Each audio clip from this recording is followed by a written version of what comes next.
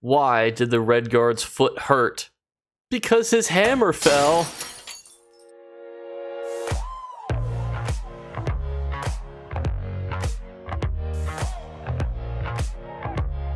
This video is sponsored by Bethesda. What's going on, YouTube? With the ESO Gold Road expansion just around the corner, coming out June 3rd on PC and just a wee bit later on June 18th for console, we need to break down all the nitty-gritty pieces because you might be returning a concurrent player. We need to break down all the little bits and bobs and things that you need to know to best be ready to jump into the ESO Gold Road expansion.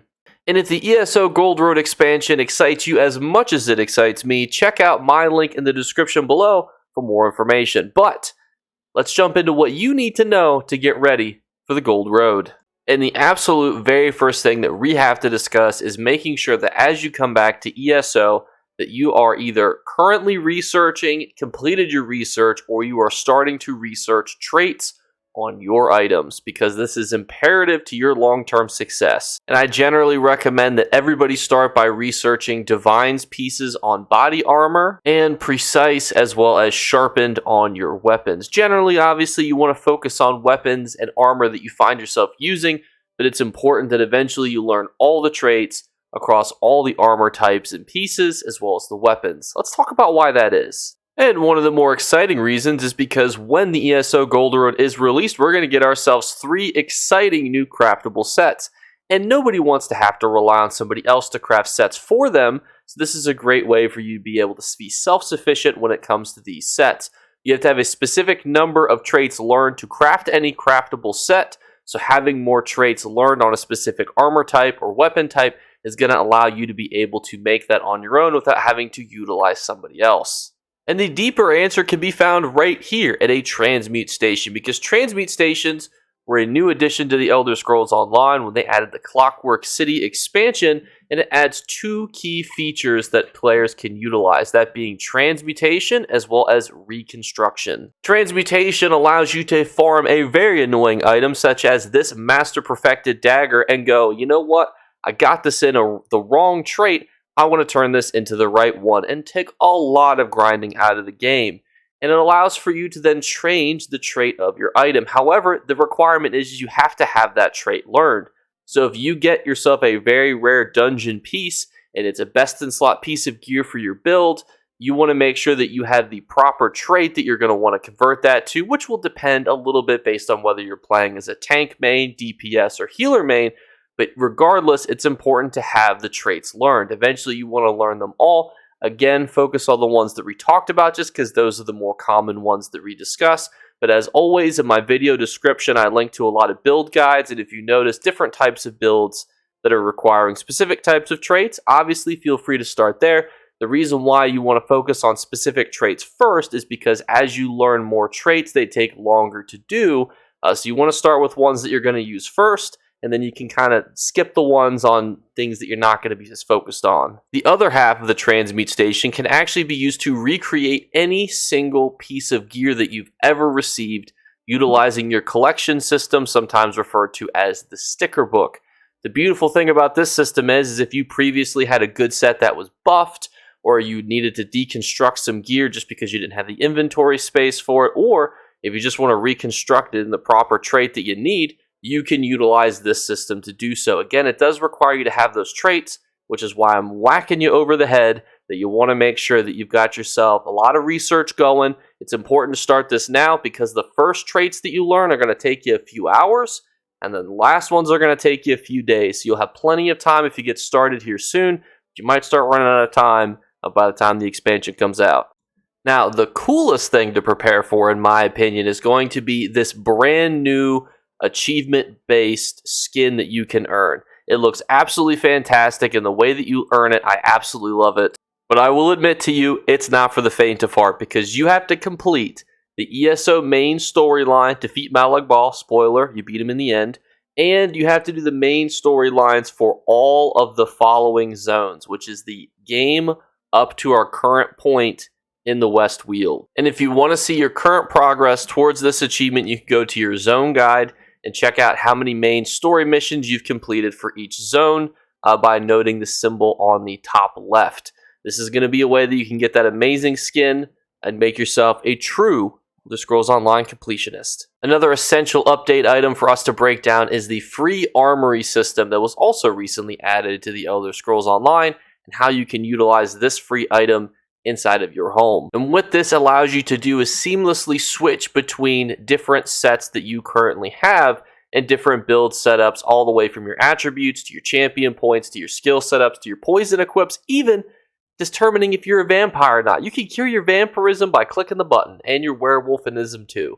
If you want to go from being a vampire to a werewolf, all you need to do is save a build, and then you as a werewolf will be saved permanently. And then if you switch between your builds, you can go into being anything else. Make a better choice by not being a werewolf. But what I also love about this system too is you can have blank builds, which means if I equip this build, I am a nothing burger. I have no skills, I have no champion points, I have no attributes, I have no weapons equipped. I'm fully naked. I have nothing on me at all. And then if I switch back to this one, I have the Lady Mundus, I have Vampirism, and I've got my outfit equipped. So why do you maybe want to have an empty slot? Well, as you may know, it costs money to reset your attribute points. This is a free way that you can do it by utilizing a free blank space where you have nothing equipped.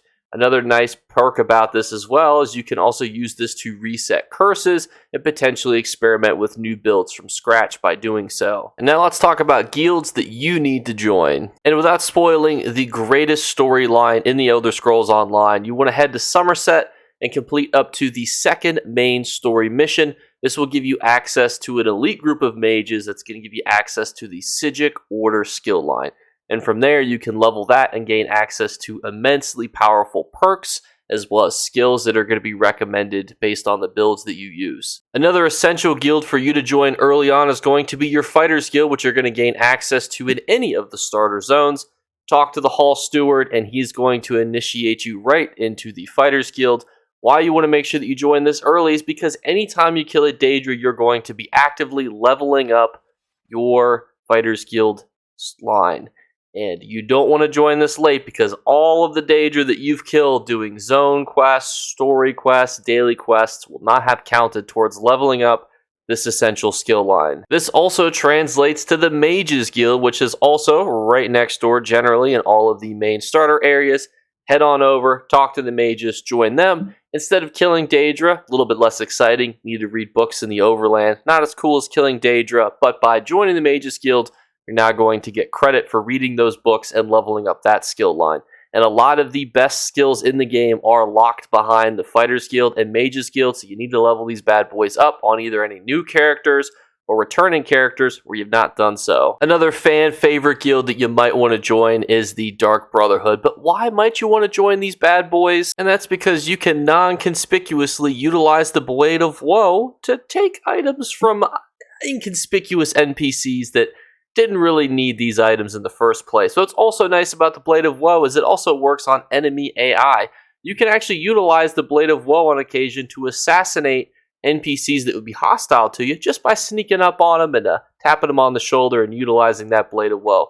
The beautiful thing too is you gain access to this just by joining the Dark Brotherhood. You don't have to go all the way through the storyline. This is just an initiate level skill that you will gain access to. Another place to stop by on your quest to join all of the NPC guilds that are essential is the Antiquarian Circle inside of Solitude, inside of Western Skyrim. The reason you want to join this bad boy is it's going to give you access to antiquities, which gives you access to mythic items. Mythic items can range from non-conspicuous items that you can sell straight to a merchant, to furnishing items, to crafting stations, which you can throw right inside your house, all the way to mythics, which are a combination of multiple fragment pieces put together. Each of these leads is going to require you to do something in order to find it, such as killing an Imperial City wandering boss, and by collecting those fragments, getting those leads together, you're going to gain access to this mythic. You're going to want to make sure that you have antiquities leveled up because you have to have at least level 7, but some other notable perks inside of here too is if you level up your excavation, you can actually see treasure chests highlighted in the overworld, which let me tell you is a slept on perk to make sure that you have on as many characters as possible, because if you're farming dungeons, those treasure chests can blend in, and there's nothing better, in my opinion, than rolling a few good extra treasure chests each dungeon run. And for those of you who haven't played since before the Somerset DLC, you may not know that you can actually craft jewelry pieces. If you want to learn jewelry crafting, just head on over to Alinor, which is inside of Somerset, and talk to Felnilrion, and he's going to give you access to jewelry crafting. It used to be that you had to wait for the golden vendor to have a good item. I miss you so much. But now you, a strong, independent player who doesn't need a golden vendor to give you gold items, can now craft and improve all of the items on your own. You can make items from scratch. You can reconstruct items, jewelry pieces. You can upgrade those pieces. And more importantly, you can research them. I'll see my way out. And as an economic YouTuber who loves to make gold guides and give advice on what to purchase, what to buy, what to sell, let's talk about what I think is going to go up in value, what you should invest in, and what you should make sure that you have going into this event. Because when this event comes out, as any ESO new chapter release is, when any event happens, such as the Zeals of Zenthar event, which is also going to be coming out concurrently, the ESO economy is going to explode. And what does exploding do? Well, it means an influx of new and returning players are going to be coming back into the game. And all of those players are going to be needing different items. As far as you, either buyer or seller, this is how you can fit into that economic slot to make sure that you can make maximum profits. And the number one way that you're going to be able to profit off of all of this influx of players is going to be very straightforward, and that is going to be selling items in your craft bag, such as items to upgrade or selling potions and other consumables made with items in the craft bag. Why is that? Why is it when a new chapter releases and we have a very popular event coming on the horizon that these items skyrocket in value? And it's kind of for two reasons. The first one being is we're going to have brand new awesome sets, such as the crafted sets that we talked about earlier. All of those are going to need to be upgraded, crafted, and made. It's going to cost materials to make those. But also with a brand new trial on the horizon, everybody's going to be grinding through potions, making sure that they're eating potions, drinking the foods, all the things. Probably not like that, because that would be in reverse. And they're going to want to make sure that they've got that stuff, because that trial, they're going to wipe on quite a few times. They're going to need a lot of potions and probably a lot of buff food, depending on how long it takes them. Plus, Q3 is a housing update, and even though we don't know all the exact details about it yet, we can definitely say that all the mundane roots and heartwoods are going to continue to go up in value. June has got some amazing houses that are going to be coming in. Gold Road's got some amazing furniture going with it, which means these are going to go up in some value. And as we check the sales history in the last 10 to 20 minutes, we can actually see that people are buying worms, likely to go out and farm Perfect Grow. We can see people farming Dragon Reum, an essential ingredient to make some endgame potions, as well as potions themselves. So you can already see the economy gear shifting into this kind of new meta for sales, which is very much geared towards that endgame trial run, because you're going to see a lot of trials being run, as well as harder content, but also newer players who are going to need things such as worms, so they can go fishing, so that way they can get themselves a good bit of money by getting Perfect Grow. Also upgrade materials, so that way they can upgrade the sets that they're getting, as well as sets themselves, because, you know, nobody wants to be naked. They're going to want to wear some good items. So with a brand new zone coming to us, with an amazing storyline featuring a forgotten Daedric prince, as well as a 12-person trial, which, if nothing else, will stimulate the ESO consumable economy, because what I've seen, it makes it look absolutely ridiculously crazy mechanic-wise, and anytime a trial relies on lots of mechanics, it means lots of wipes, which means lots of consumable sales. A brand new feature in scribing, which is going to absolutely change ESO from now and years to come, as it allows us to customize our skills, modifying effects, and styling them as well in ways to make our characters unique and personal to us. It's going to be a great time to jump into the Elder Scrolls Online. Just make sure that you pick up and do all these little pointers ahead of time, because you don't want to go in there and forget to join the Fighters Guild and all this Daedra that you killed, because guess what? There's going to be a lot of them. You're not going to get any Fighters Guild XP for that. And then you're going to have to go and earn it another time. And you want to make sure that you're acting efficiently and smartly. So make sure you guys take the advice in the video. Get that research started. Join those guilds. Make sure you get started on those leads. And that's going to wrap up this portion of the video. So thank you guys so much again for watching. As always, in the description below, we have our Discord, which has over 1,000 people to help answer questions, craft new player sets, and has some great resources as well as guides for new players. So feel free to check us out there. Send any questions that you guys possibly have over to us on Discord, or feel free to put it in the comments below. But thank you guys so much again for watching, and I'll catch you later. Bye, guys. You better remember to like and subscribe to Jakeclips. Or you should. I might have to pluck your eyes if you don't. Or, better yet, I'll skip rope with your entrails. Do it now. Subscribe. Ta-ta. Off with you.